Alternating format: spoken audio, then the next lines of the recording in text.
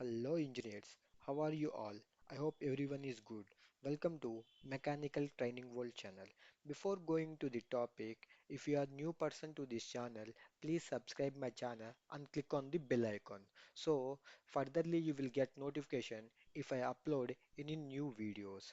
And if you like the content, please share it to your friends so they will also get benefited. So let's swim into our topic guys. So this is the fifth lecture of ASME BPVC Section 8 Division 1 training, that is U1 scope. In this scope we will mainly discuss about 7 to 8 important points. So let's start our first point. So this code is applicable to pressurized containers only that are static in nature. So they must be static in nature and only for pressurized containers only we need to use this code. So pressurized containers means nothing but pressure vessels. So pressure vessels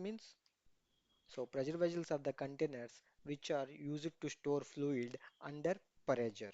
Either it may be internal pressure or external pressure. I hope you understand my first point. And then second point guys. So what is the minimum and maximum pressure? If you want to use this code, the minimum pressure must be greater than 15 psi. So that is 100 kilopascals. And maximum internal or external pressure must be less than 3000 psi. That is 20 megapascals. I already said to you, this code is applicable for only static equipments. So we cannot use this code for rotary and reciprocating devices such as pumps, turbines, compressors, etc. So we cannot use this code for that parts. And next one, we cannot use this code for pipes and fittings. So we have different codes for pipe fittings and piping.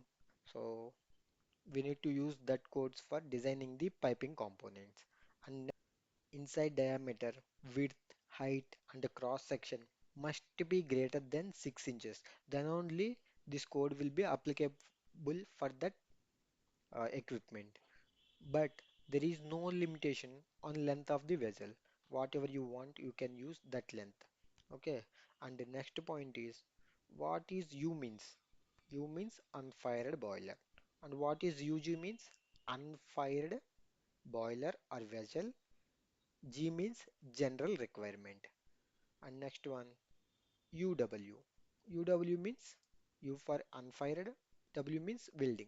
So this UW refer to welding related clauses. All welding related clauses mentioned in UW section. Okay. And next one is class 2H. So this is very important point guys. If you have a code book, please refer this class 2H in U1. Okay. We can also design direct firing vessels if they are not included in the section 1, that is power boilers, section 3 nuclear power power plant component, or section 4, that is heating boilers. If the direct firing boilers are not mentioned in the section 1, 3, 4, then we can design these direct firing vessels by using our Section 8 Division 1 code. So this is very important. You need to remember this point. And next one is hot water supply storage tanks. So these have a supplet code, that is API 650. We cannot use this Division 1. I hope everyone understood this section. So everyone enjoyed this session, I hope. Thank you guys.